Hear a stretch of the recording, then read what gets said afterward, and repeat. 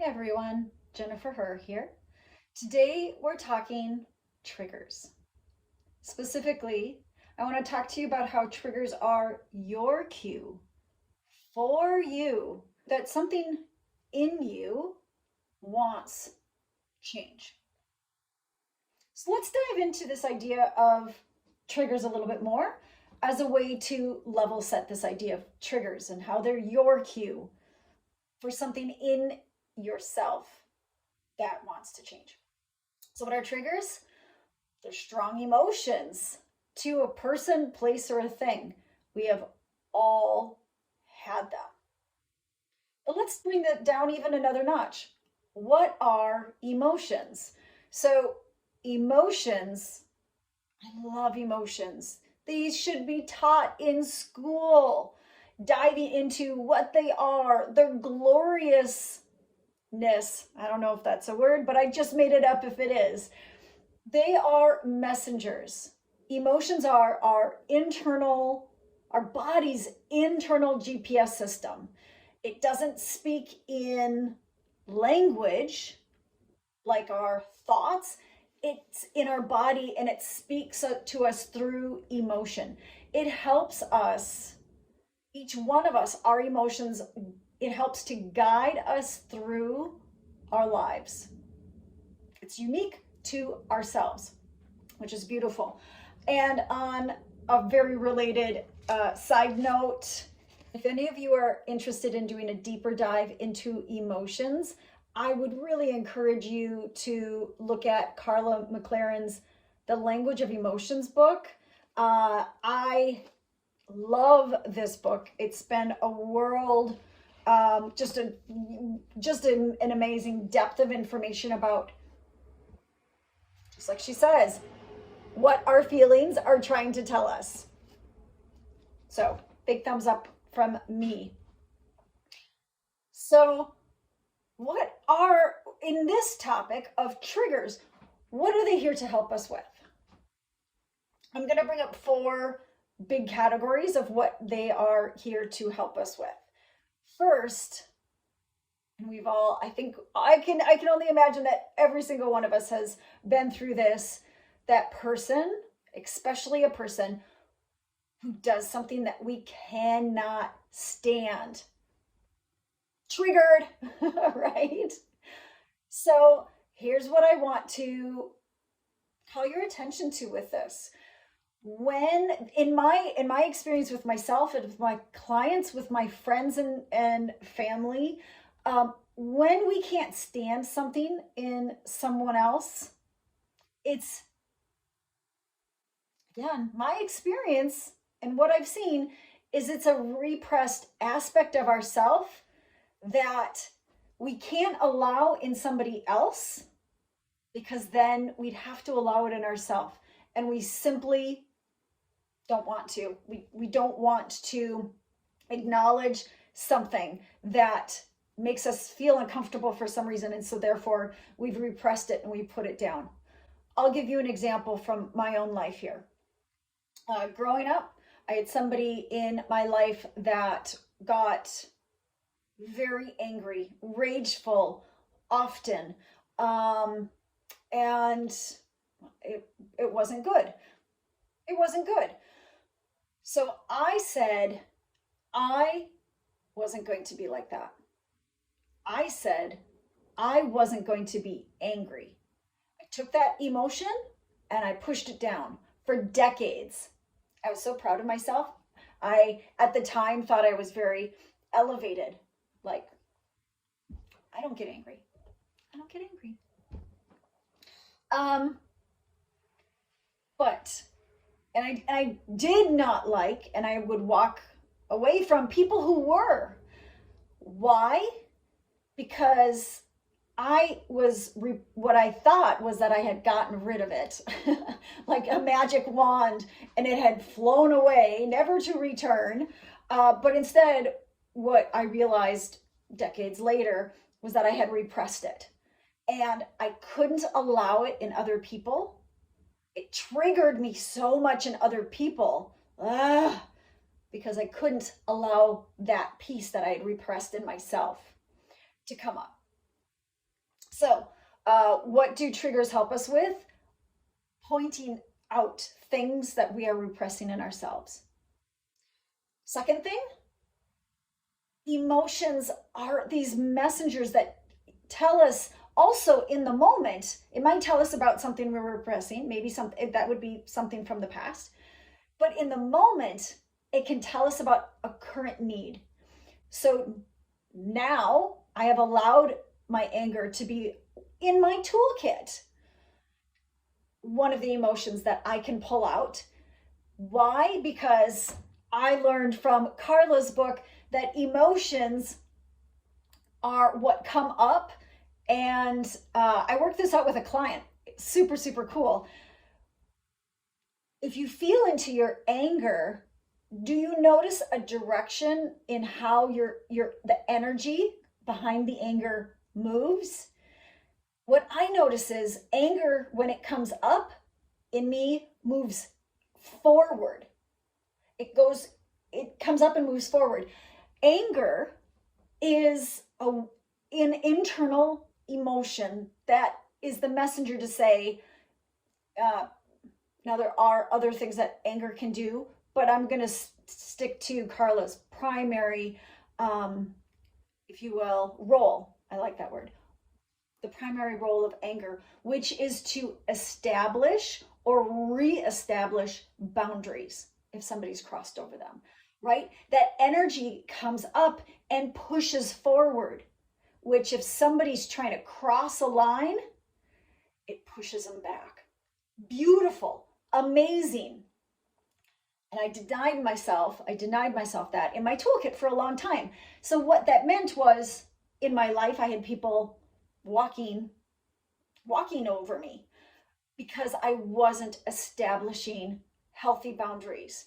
And now that I've got anger that comes up, when it comes up now, I'm able to step back, observe it, usually even in the moment. With most people, I can observe it in the moment and say, oh, anger.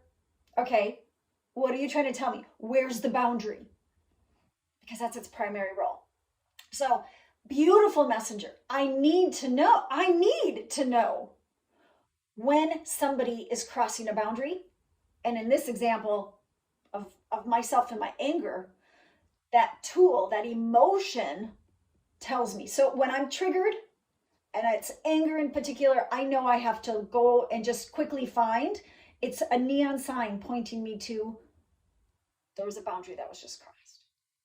So, repressed aspect, there's a current need. Another thing that a trigger can point you to is when you are not being true to yourself. So I've recently been diving into human design, which is a system that includes and pulls together many systems from all over the world, newer systems, older systems. It's very in depth, and I've been drawn to it. I was drawn to it as a way, and it's given me some beautiful information about myself. One of the things that it showed me, which I had felt for years, but I just never had the language for, is when I'm not being true to myself, I feel frustration. And that is what shows up in my human design chart, is when I'm not being authentic, when I'm not being true to myself, my go-to feeling, which lets me know I'm not being true to myself. Mine happens to be frustration, and I can see that in my life when I wasn't being authentic to myself, when I was trying to be over and over again for years. I tried to be what other people wanted,